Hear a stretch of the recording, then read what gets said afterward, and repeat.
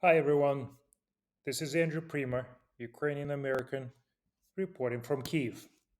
In today's podcast, week 128 of Russian invasion of Ukraine, and this is the second week of August 2024.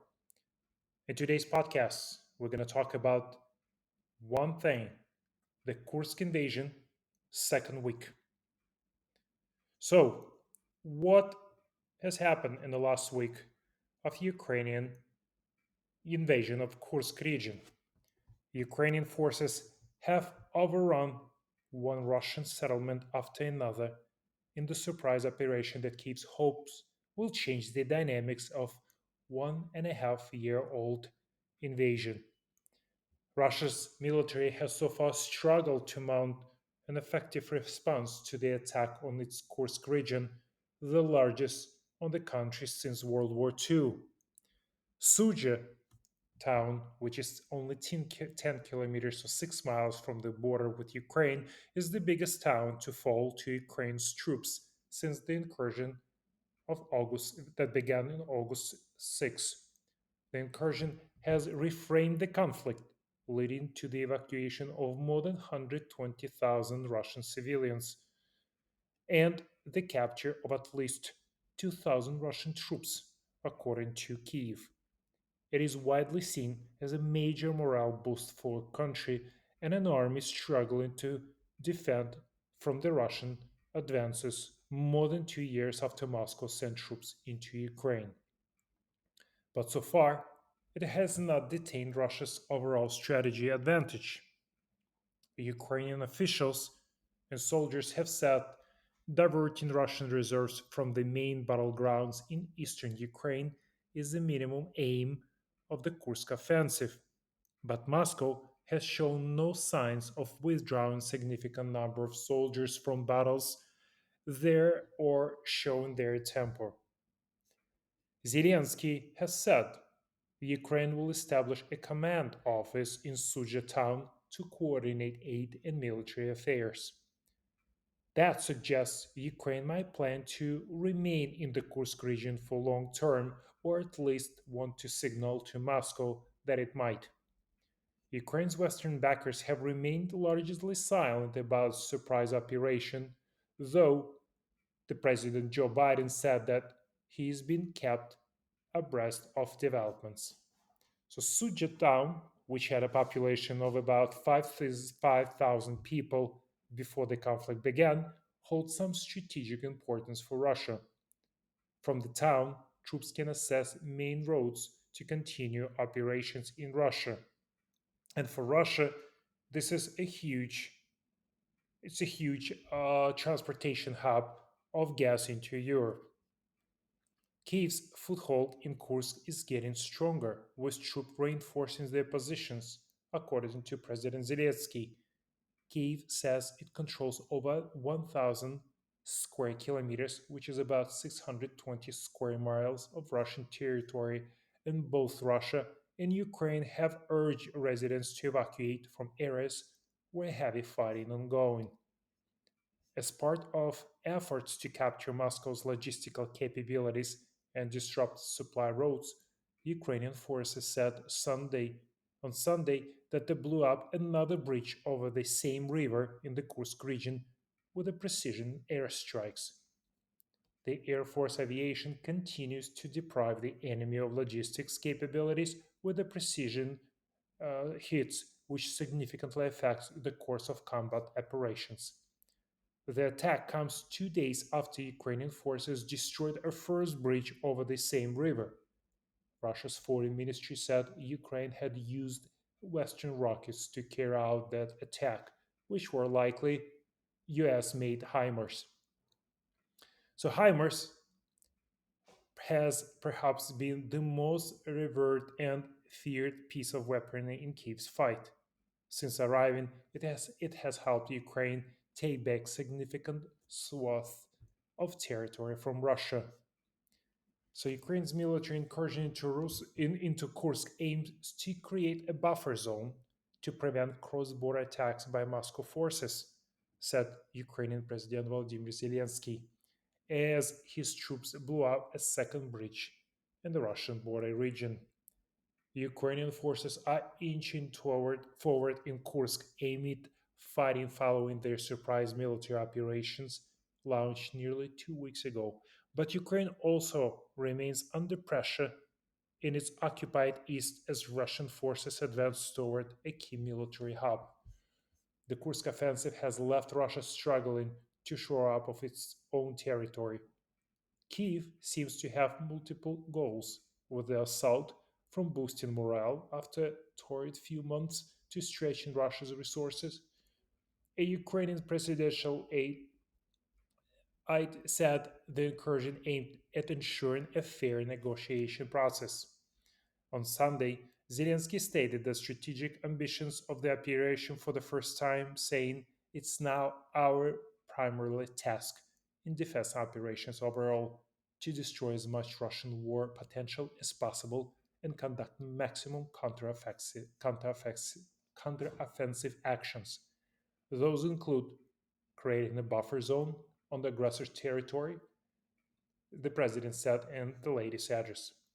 Everything that inflicts losses on the Russian army, Russian state, the military industrial complex, and the economy helps to prevent the war from expanding and bring us closer to a just end of this aggression, Zelensky added. So let's go over a few figures about the defense of the Kursk region.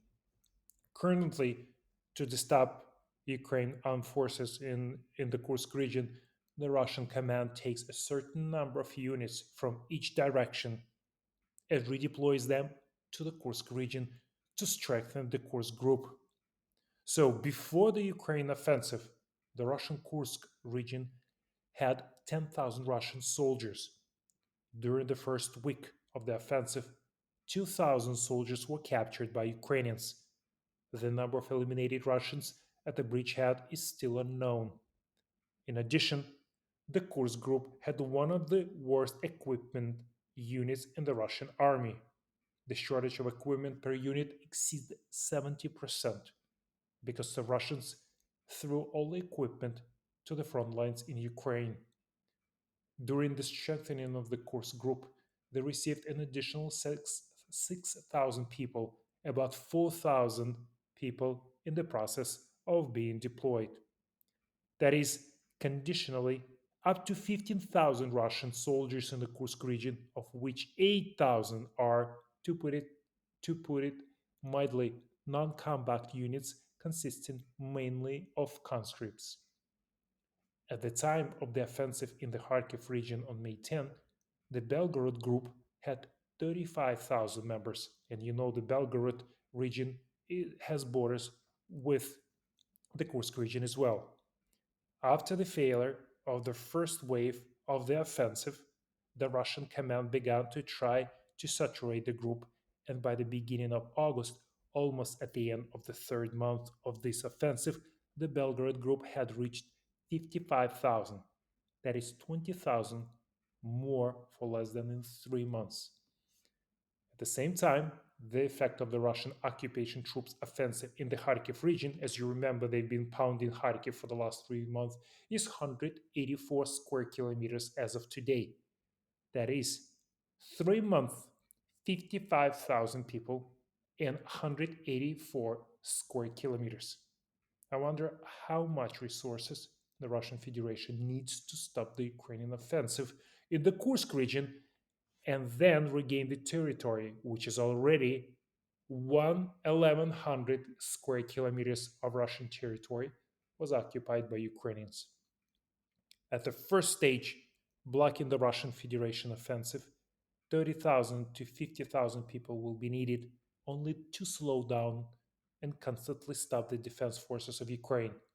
But the counterattack itself will require much more resources, which raises the most important question: where will they get this resource and how long will it take to group them? This is a hard question to answer even for Russians. So Russian leadership doesn't know how to answer it also. So here are the few possible outcomes of the Kursk operation. Ukrainians are already used to gloomy news from their occupied territories. But the situation suddenly changed. After the surprisingly successful invasion of the Russia's Kursk region, Ukrainian journalists are now cheerfully covering the war from captured Russian territory. The unexpected counterattack of Ukraine, which is particularly in battles on the territory of Russia for the first time, doesn't yet show any signs of reaching a climax.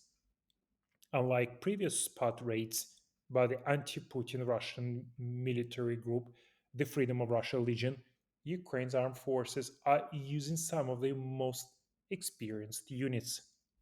Having breached a thinly defended section of the border near the Russian city of Kursk, known as the site of one of the Soviet Union's greatest victories over Germany in World War II, Ukrainian troops captured, according to some reports, up to 80 settlements.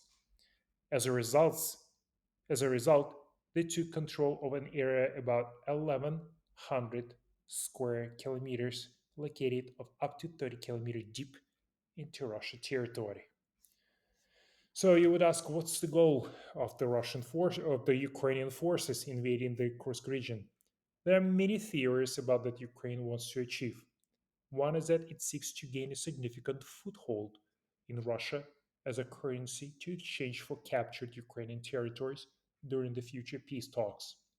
Recently, noticed signs that Ukrainian troops are digging in can confirm this statement. Another view is that Kiev's goals are more modest and include holding key cities and roads, rail hubs. This will complicate Moscow's logistical effort and still give Ukraine territorial chips for the negotiation table.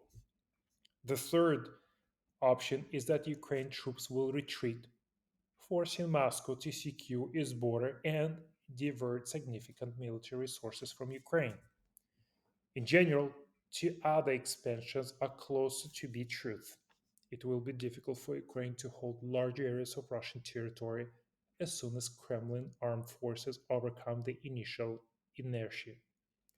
Attempting to do so would leave some of the Kiev's best soldiers tied up for long periods of time and at risk of death or capture. Of course, Kiev has other motives. In addition to a major morale boost among a war weary population, Ukraine might seek the return of some of its captured soldiers. Recently, the President Zelensky noted that Ukraine troops are replenishing the exchange fund. In addition, he noted that Kiev's decision was dictated by the desire to show the Russians that the war has consequences for them as well, not only for the Ukrainians.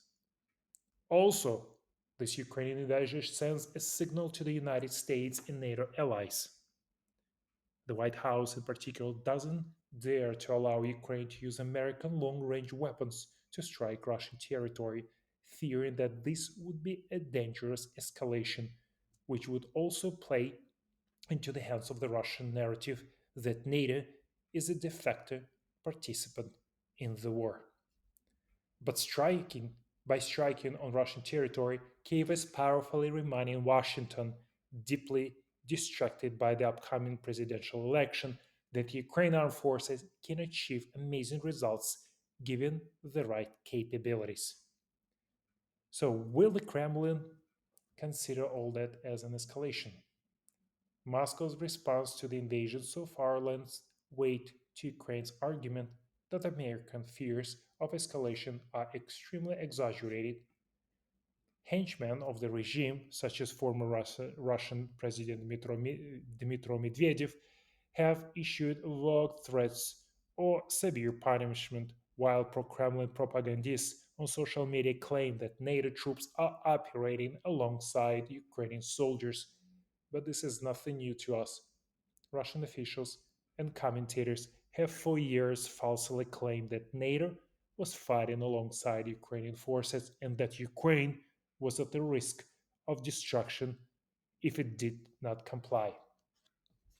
If you look at it from the other side, Kiev's advancement into Russia is a well calculated plan.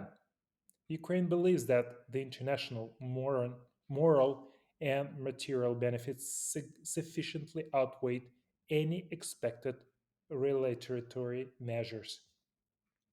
Of course, this is based on the assumption that any retaliatory measures will be similar in scale to those already applied to Ukraine. Putin's regime has consistently demonstrated that it view it used the laws and norms of war as inconvenient distractions, preferring to use fear and senseless destruction to force its adversaries to surrender. So, Russia showed a chaotic reaction. It is significant that invasion of Ukraine once again revealed the obvious shortcomings of the Russian armed forces. In particular, this shows the arrogance of its leaders who mistakenly believed that Kiev would fall in just 3 days. But now, it's been 900 days since Ukraine has been fighting the Russian invaders. Many, with full reason, assessed Ukraine's preparation for the invasion as a masterpiece of operational security. Of course, it was not easy to collect the necessary resources for a large scale offensive, and so that neither Moscow nor Washington, who initially reacted to the operation with surprise, were informed about it. However, there were several reports that the Russian military leadership ignored warnings about the con- concentration of Ukrainian troops near the border. Since the beginning of the operation, there have been conflicting reports about who is responsible for the relevant action of the Russian military. According to the idea, Valery Gerasimov, the long suffering chief of the General Staff of Russia, was supposed to be in command. However, Putin called the response to the attack on Ukraine a counter terrorist operation, which appears to have relegated to Alexander Bortnikov, the head of Russian Federal Security Service, or FSB. The confusion in the command also show how weak the remaining forces inside Russia are. The combined conscripts, Russian Marines, FSB troops, and Russian Guard, which is Putin's personal national guard, could not dislodge the highly mobile Ukraine troops. After the capture of the city of Suja, Ukrainian troops were able to bring in ammunition and reinforcements, which made the task of repelling the attacks even more difficult. With most of Russia's regular army based in Ukraine, there have been speculations that Moscow will have to deploy troops from the Kaliningrad enclave in northern Europe to help. So there is a lot of pressure on Moscow. Politically, Ukraine's action put Putin in humiliating position, who has already proven to be slow to react when faced with similar problems. This time, Putin was forced to interrupt acting Governor Alexei Smirnov during a television meeting with Defense Department official as he delivered bad news about the depth of Ukrainian invasion into Kursk region. After Smirnov was directed to discuss aid and relief, he quickly responded that approximately 180,000 Russians had been forced to flee their homes. Are these all signs of vulnerability? To be sure, Russian refugees directed their anger at regional leaders and security forces in Kursk, some of whom appeared to have been the first to flee. There are also reports of looting by Russian soldiers in the conflict zone. In addition, Russians in the Kursk region criticize Putin himself. From the perspective of regime stability, there are three possible outcomes. The first option, Ukraine's invasion of Russian territory, which makes a lie of the Kremlin's constant leitmotif about the security of Russians, will lead to an outbreak of population anger, which which put Putin rule in a direct danger. The second possibility is that Putin can turn the insult inflicted by the Ukrainians who seized Russian land into a battle cry that unites the population around him. And the third option, however, might turn out to be the most likely. Most Russians are still apathetic. The Kremlin elite still have no real incentive to oppose Putin, and widespread outrage is likely to be confined to Kursk rather than the centers of power in Moscow and St. Petersburg. After all, Ukraine's invasion of Russia didn't just hurt Putin, it raised the fighting spirit of Ukrainians, demonstrated that the Kremlin is bluffing, and reminded the West that Ukraine matters. Thank you for listening. If you like my podcast, please share with your friends.